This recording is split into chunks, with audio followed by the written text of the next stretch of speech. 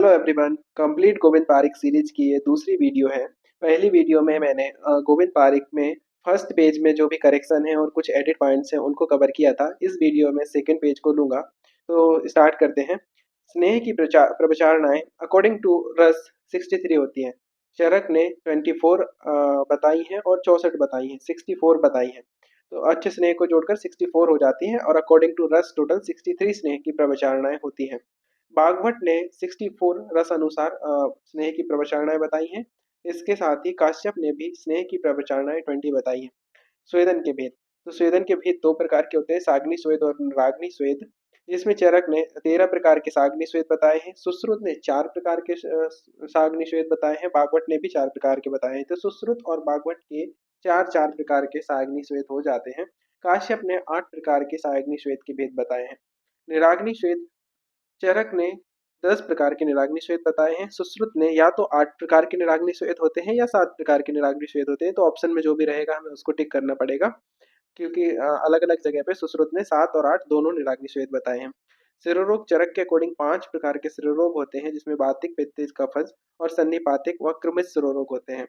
सुश्रुत के अकॉर्डिंग 11 प्रकार के सिरोरोग होते हैं।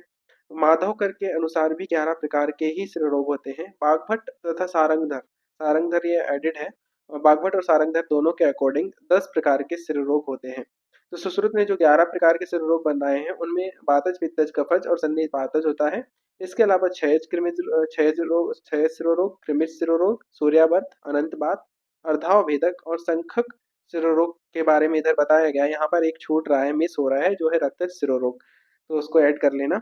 हृदय रोग। हृदय रोग अकॉर्डिंग टू चरक 5 प्रकार के हृदय रोग होते हैं। वातज, पित्तज, कफज, सन्निपातज और कृमिज हृदय रोग होते हैं। इसके अलावा भेल और सुश्रुत ने 4 प्रकार के हृदय रोग माने हैं, जिनमें एक कम कर दिया है, जिसमें सन्निपातिक हृदय रोग को नहीं माना है। तो सुश्रुत और भेल के अकॉर्डिंग 4 प्रकार के हृदय रोग हो जाते हैं। प्रमेह पीड़िका।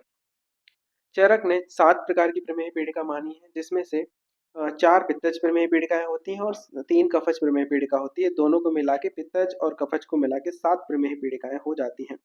सुश्रुत और बागभट्ट दोनों के अकॉर्डिंग 10-10 प्रमेह पीड़िकाएं होती हैं। काश्यप ने 8 प्रमेह पीड़िका मानी है, जिसमें से 7 तो चरक की सेम टू सेम हो जाती हैं। इसके अलावा एक अरुषिका, अरुषिका जो त्रिदोषज होती है, ये प्रमेह पीड़िका को मिलाकर 8 काश्यप की प्रमेह पीड़िका हो जाती हैं। इसी तरह भोज ने 9 प्रमेह पीड़िकाएं मानी हैं। इन्होंने काश्यप की 8 प्रमेह पीड़िका में भोज की एक कुलत्थिका को भी जोड़ दिया, तो ये टोटल 9 प्रमेह पीड़िकाएं हो जाती हैं।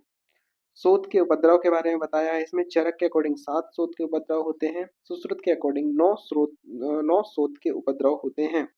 अंतर्विद्रधि के स्थान। तो अंतर्विद्रधि के स्थान चरक ने 9 अंतर्विद्रधि के स्थान बताए हैं, जबकि सुश्रुत ने 10 अंतर्विद्रधि के स्थान बताए हैं। सुश्रुत ने एक चरक से अतिरिक्त गुदा को भी एक्स्ट्रा मान लिया है। अग्रद्रव, ये अग्रद्रव का क्वेश्चन बहुत ही इंपॉर्टेंट होता है, काफी बार क्वेश्चन पूछा जाता है इसमें। तो चरक के अकॉर्डिंग टोटल अग्रद्रव 152 होते हैं, 152 अग्रद्रव होते हैं।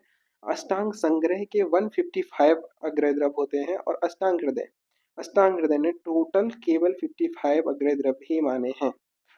अब नेक्स्ट पॉइंट है कल्पनाएं दिया हुआ है। तो चरक की 5 कल्पनाएं होती हैं, जिसमें से कौन कौन सी हैं? स्वरस, कल्क, श्रित, शीत और फांट, ये 5 कल्पनाएं चरक ने बताई हैं। सुश्रुत ने 6 कल्पनाएं बताई हैं, जिसमें से चरक की 5 तो हो ही गई, स्वरस, कल्क, श्रित, शीत और फांट। इसके अलावा सुश्रुत ने क्षीर कल्पना जो एक्स्ट्रा मानी, इसको मिलाकर 6 कल्पनाएं हो जाती हैं। काश्यप के अनुसार 7 कल्पनाएं होती हैं। चरक की 5 कसाई कल्पनाओं को मानकर स्वरस, कल्क, श्रित, शीत, फांट, इसके अलावा 5 के बाद 2 और जोड़ और अभिषय को जोड़ देने पे 7 टोटल कल्पनाएं हो जाती हैं। काश्यप के अकॉर्डिंग 7 कल्पनाएं हो जाती हैं।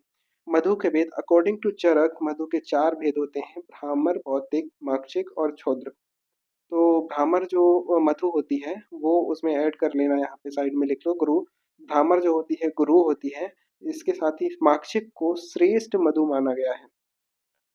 चरक की 4 मधु के भेद होते हैं, सुश्रुत के 8 मधु के भेद होते हैं। तो सुश्रुत ने चरक के 4 मधु के भेद को तो माना है, इसके अलावा 4 और बताई हैं, जो होती हैं दाल, अर्ध और दालक और छात्र।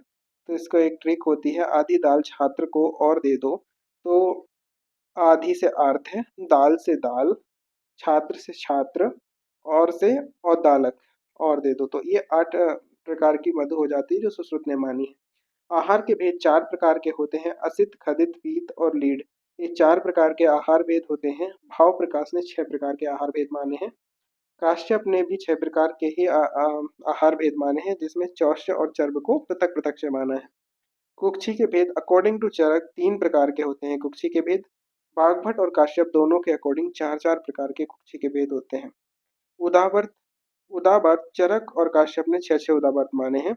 चरक और काश्यप ने 6-6 उदावर्त माने हैं। सुश्रुत के 13 प्रकार के उदावर्त होते हैं।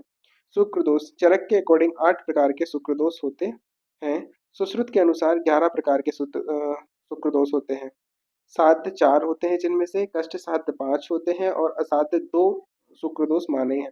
आर्तवकाल अकॉर्डिंग टू चरक 5 रात्रि का आर्तवकाल होता है। सुश्रुत और वाग्भट दोनों ने ही 3 रात्रि का आर्तवकाल माना है।